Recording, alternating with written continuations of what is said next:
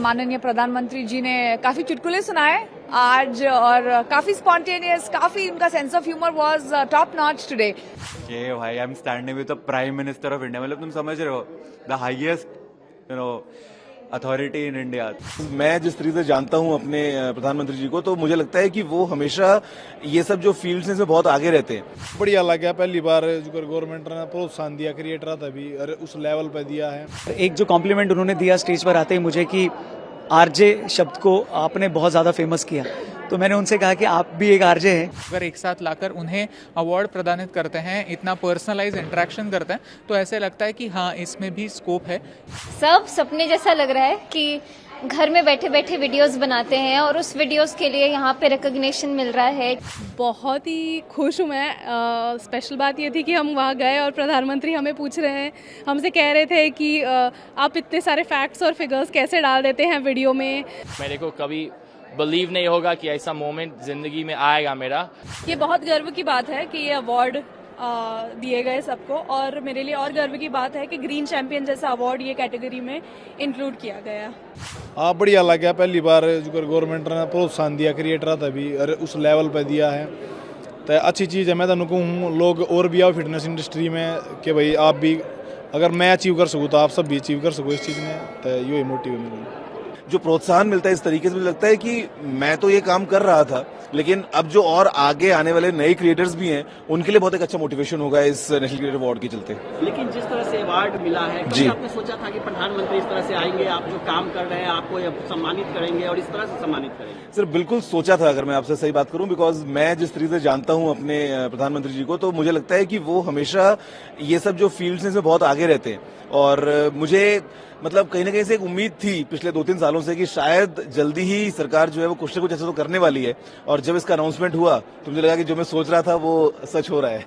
बहुत ही खुश हूँ मैं। स्पेशल बात ये थी कि हम वहाँ गए और प्रधानमंत्री हमें पूछ रहे हैं, हमसे कह रहे थे कि आप इतने सारे फैक्ट्स और फिगर्स कैसे डाल देते हैं वीडियो में।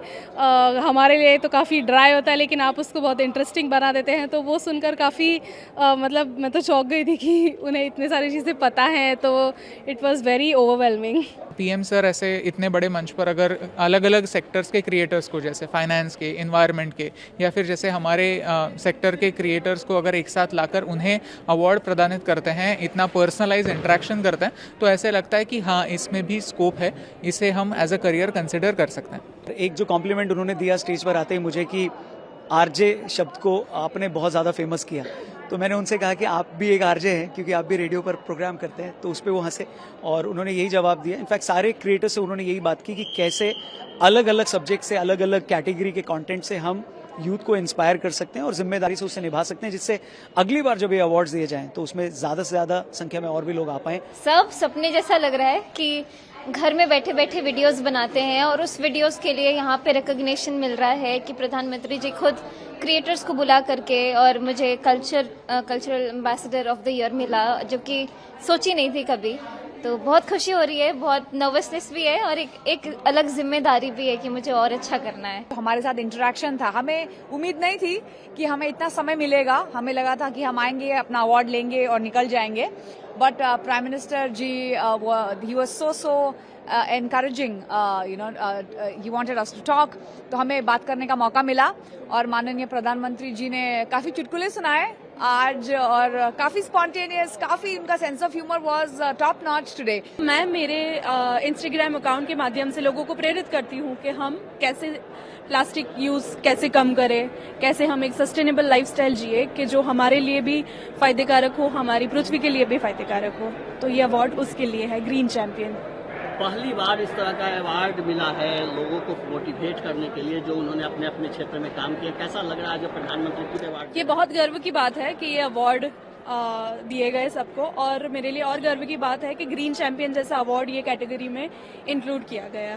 और यहाँ बहुत अच्छा लगा आके कि पहली बार हमारे देश के अंदर कंटेंट क्रिएटर्स को एडमायर करा गया है, उनको अवार्ड्स दिए गए हैं, और इसके लिए मैं बहुत धन्यवाद करना चाहता हूँ भारत सरकार का। और आज शिवरात्रि है, आज के दिन ये अवार्ड सेरेमनी हुई और ये हम सब के लिए बहुत ही खुशी का पल है।